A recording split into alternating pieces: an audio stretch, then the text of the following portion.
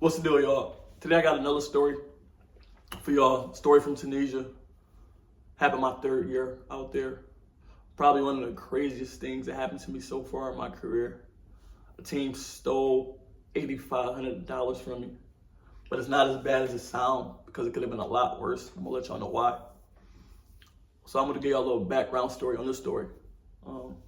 My first year out there, my first time going out to Tunisia, second day I found out, or my teammates let me know that the player that was there the year before me, the American player, he had won the championship out there, finished the season.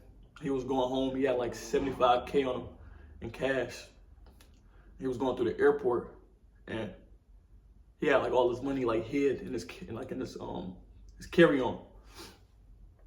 So he was going through security, and the people like searching his bag like OD, and they found the bread somehow, and they took it.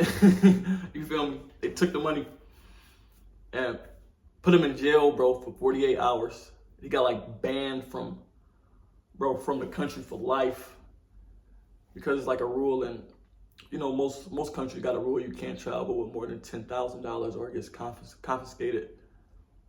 And Tunisia has like different rules because it's a poor country or whatever. They don't really want you taking money out of the country. Or whatever the reason is, man, he got put in jail and banned. You feel me? I think the limit there is like you can't have more than like 2K in cash, 4K in cash, something stupid. So I heard that, man, it kind of like messed me up. So I was always like skeptical, like, man, that shit don't even make sense. Like the team definitely had something to do with it. I always felt like they, you know what I mean, they could have dealt with the dudes at the airport saying this American player, you know what I mean, this American guy's coming to the airport today. We know for a fact he got a lot of cash on him.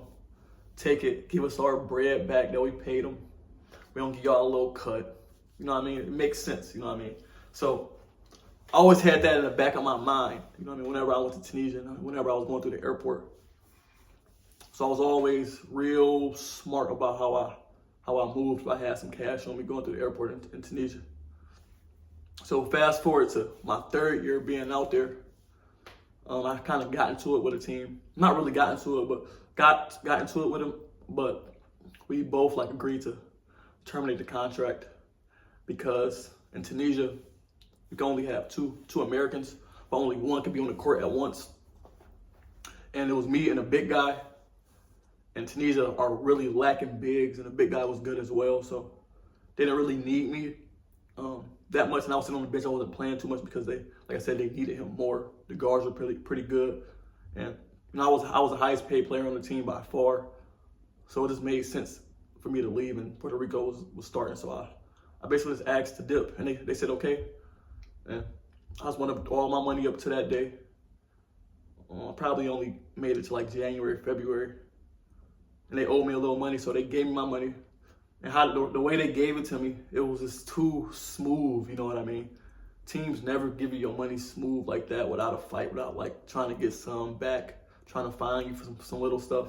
So they gave me all my bread and booked my ticket the same day. You know what I mean? This all happened so fast, so I was like, oh yeah, they on some weird shit. So when I was packing my bags, I had put like maybe like 35, 40 bands like in the bag I was gonna check, and I like hid it in all my socks and my pants, and you know what I mean?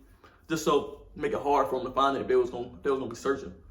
And I know they don't really search your check baggage, so I wasn't too worried about it, and I locked it. So yeah, I put it there, but I kept some cash on me just to not have all my money in one spot, you know what I mean? Just like worst case scenario, I had a little fanny pack, whatever you call it, a man purse. I put 8,500 in there. I said, fuck it. They get this, it's whatever. You know what I mean? So I put it through going through the airport, put it through the little security, nobody fucked with me. I was out, got on the plane, everything was good. I was in the clear. On the plane, about to take off, right before I took off, bro, two dudes came on the plane on a little, whatever you call it, speaker. Kylevinales, please come to the front with all your bags. So now my heart done dropped. I'm like, fuck. They done got my check bags.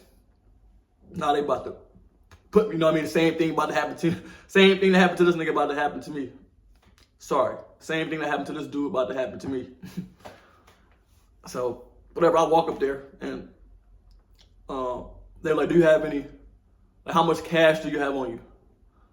And I was like, I mean, I just told them, like, y'all, I only got this. It's like $8,000. They're like, oh, well, you can't have more than 2,000, blah, blah, blah. Since it's not more than such and such amount, we just got to take this and, you know what I mean, you can be on your way. If you refuse to give it to us, you got to come with us, and you're going to miss your flight. I had to get a flight the next day and, you know what I mean, go through all this extra shit that I obviously was not about to go through. So I gladly gave it to them, bro. So they took it, and I just went on, I hopped on a plane and came back to America. And I know for a fact that the team called them, let them know that I was coming, let them know that I had cash. Thankfully, I didn't, you know what I mean? I was always ready. I was already, you know what I mean, prepared for that. And I hid the bread under the plane, under the check bag, in my check bag under the plane. And yeah, man, I got to the crib and all my bread was there. That was good. So just for anybody going overseas, any overseas hoopers right now, if y'all got cash, the team give y'all cash. Always be prepared for something like that, man, because you never know what can happen, especially like these weird countries like that. Yeah, they'll do anything, man, to get their bread back, bro. They real cheap. They're real uptight sometimes. So just always be aware of stuff like that. And if you overseas, you're going overseas, always if it's possible, make sure you get your bread direct deposited to your account in America or your account in that country if you have one. Because that's not something you want to play with, man, because that shit is not what you want to happen, bro. So yeah, man, I was happy. I've never been so happy to lose $8K in my life. You feel me? I feel like it was a blessing. Happy that, you know what I mean, I was prepared for that. And yeah, man, there's a lot of crazy stuff may happen to you overseas. So yeah, I'm gonna share more stories with y'all, more crazy stories, more funny stories. So yeah, I appreciate everybody that's been tuning in, man. I appreciate y'all a lot. And I'm out.